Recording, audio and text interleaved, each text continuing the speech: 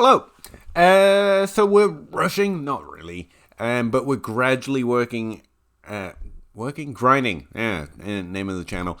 Get that brand in there. God, I suck at this start bit. And probably all the bits in the middle, don't I? Apologize.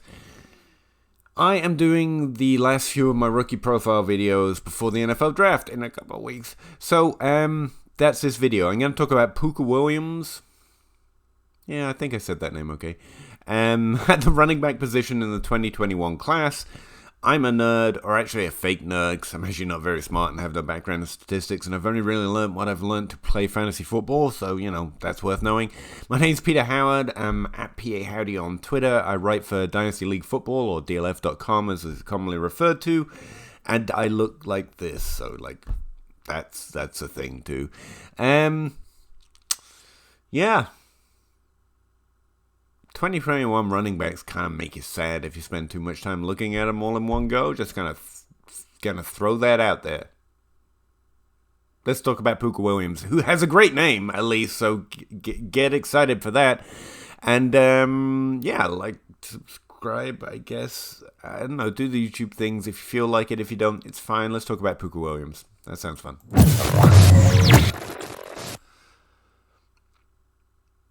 Oh, you're still here. Sorry, I'm down here now. Pooka Williams played for Kansas in the Big 12. Overall, he's fine. There are a couple, actually quite a few running backs that are like, okay, they're there.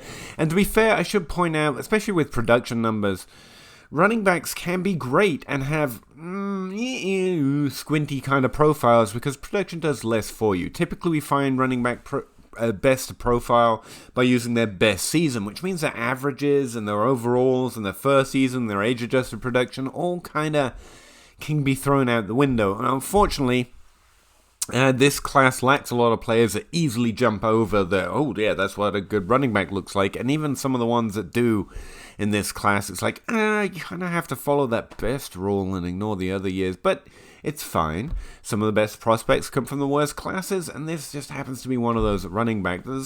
There might be some gems in here, and we're kind of running through the high likelihood prospects to do that, and I honestly think Pooka Williams fits in there. Now, again, we're not talking about sending a second-round rookie draft pick before, and to be fair, we haven't seen the NFL draft, so who knows? Anything can happen in the draft, but we're talking about third and fourth round picks, depending on where they land, or if they land anywhere, that might have some interest for us, and might be one of those great prospects who just, for one reason or another, didn't shine. And so in the rookie profiles, we got to look at why their numbers might not shine so well. Now, in 2020, it being 2020, there's a lot of good reasons to go, come on, global pandemic. And so that's helpful. Overall, you should know that Pooka Williams comes from a pretty good class, or a pretty good conference and team, in terms of expectation of being drafted in the first 3 rounds. Since 2000... forever. Since literally the 2000, about 5% of running backs who've been drafted with a first 3-round pick have come from the Big 12, and that's including a whole bunch of conferences where running backs were drafted from that no longer exist. So 5% actually turns out to be a pretty high number. It's not the SEC West or nothing, but the NFL's aware of it, and they do kind of sift through the Kansas and the Big 12 players. Now, the other thing about the Big 12, especially in terms of running backs, and especially in terms of Kansas, is Kansas kind of sucks, especially at the running back position. And this is something that's going to come up on good old Pooka's profile. They actually rank last in the conference since 2010 in yards per team attempt. In fact, all of it. They're second to last in the average number of rushing attempts they even use, which isn't necessarily to say they suck at running backs, but they use running backs significantly less overall compared to the other teams in this conference. And in terms of expectation of yards per team attempt, or yards per team pass attempt, or dominator rating, or weighted yards per... They're at the bottom, and so most of their conference-adjusted stats are going to look bad, and it's hard to separate out how much that is Kansas and how much that is the players. Now, Kansas hasn't had a lot of successful running backs coming from that team recently, or really ever, and so it's hard to find, what do good players do when they're playing in Kansas with this below-average juice and below-average yards per team attempt. Don't know. If we filter just by Kansas, we only have 3 players in my database at least. Any of them get draft capital? I don't recognize any of the names. I mean, Moran Norris got a 4th round pick spent on him. So that's something. If we go more broad and get rid of the stupid Kansas, not stupid Kansas, I love you Kansas, it's just, running backs. Chuba Hubbard is coming from this class, and there are some actually interesting comparables I'm going to look at in a second. Kenny Brooks played at least some of his years in that time, Ramondale Stevenson. And so there are some interesting players in this specific year. David Montgomery came from Iowa, which is in the same conference, but again, Alex Barnes was the guy from Kansas that year. So no, there are good players coming from the Big 12. You've got Chris Carson, you've got Foreman, maybe a lot of people were excited about him. Smallwood, no. Malcolm Brown, some people had interest coming from Kansas. I mean, lots of people got very excited about Damian Williams. Okay, so this class has struggled. This class has struggled to produce good running backs of this conference, and Kansas in particular hasn't exactly been the running back proving ground. Now, that's not to say it can't be. I mean, good players can come from literally anywhere. So that's just to give you a background on where his stats are coming from. This conference hasn't produced a lot of great running backs outside of Chris Carson, who was lower drafted anyway, and David Montgomery, who was at least great last year, in 2020. And just to date the video, because I realize this could be watched at any time. That's kind of scary. I don't like being here anymore.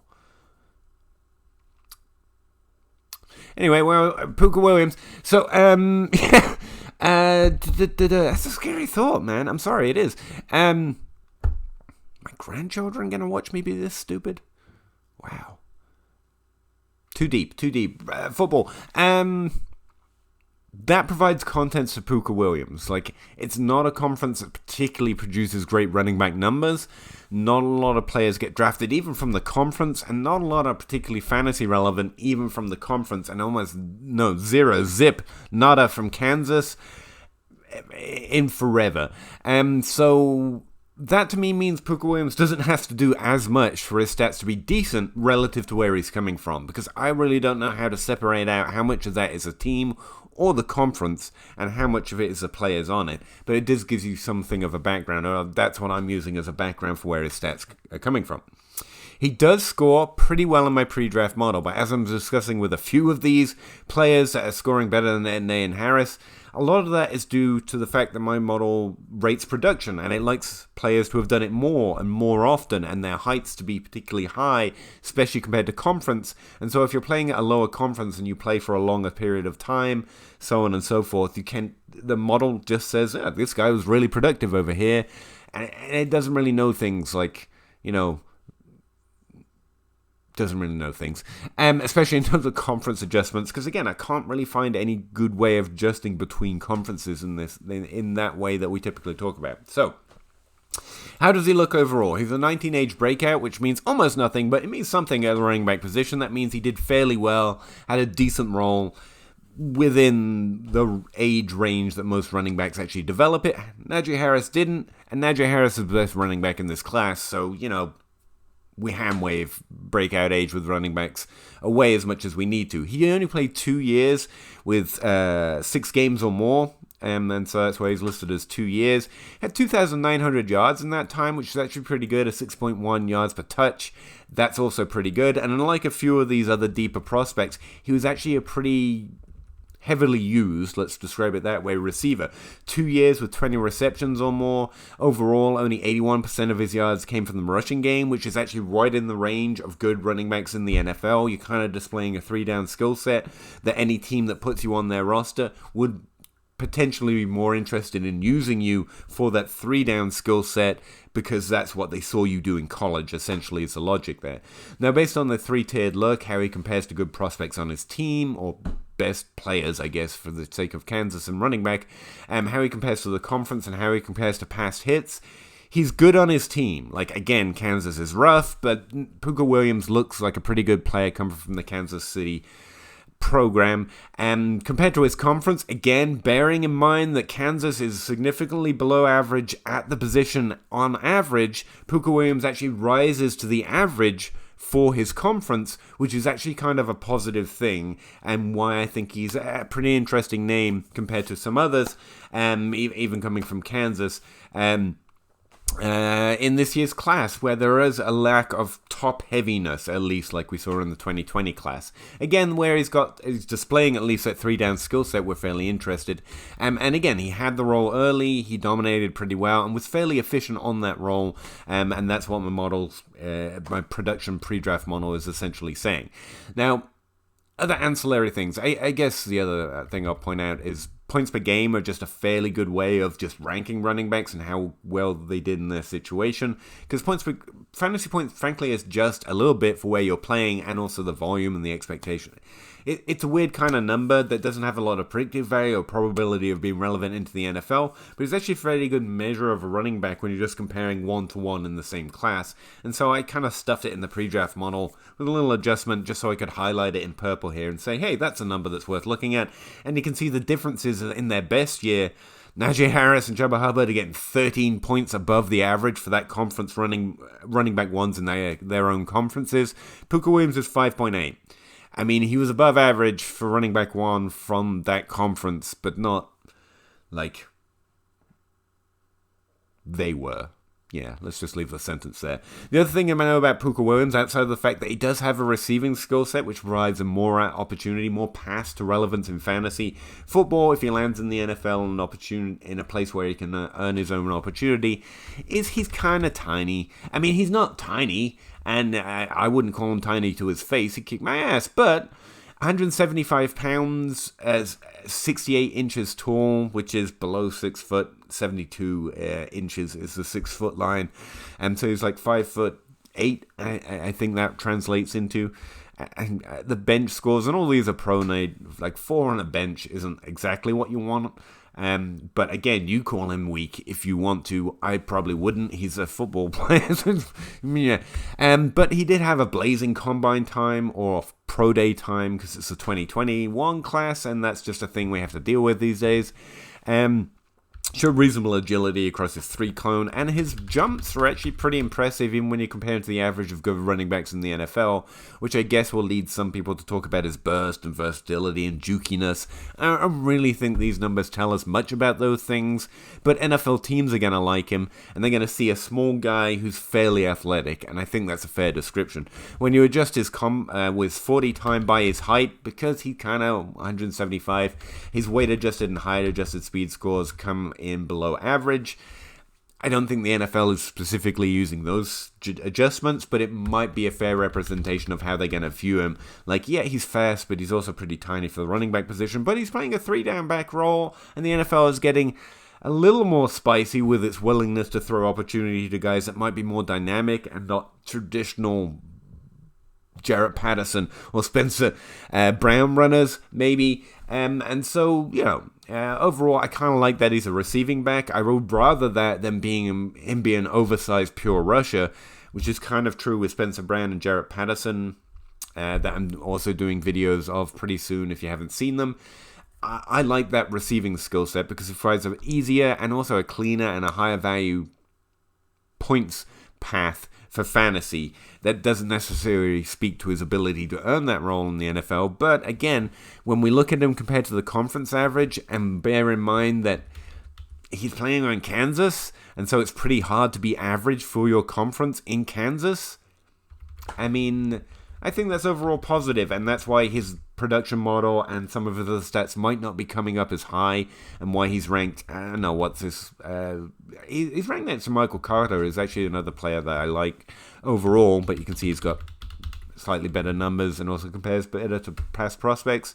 But again, I think if we just keep in mind that it's a fairly weak class, and we're talking about a potential 3rd, 4th round pick in our rookie drafts, I don't know for the NFL, I think that's interesting.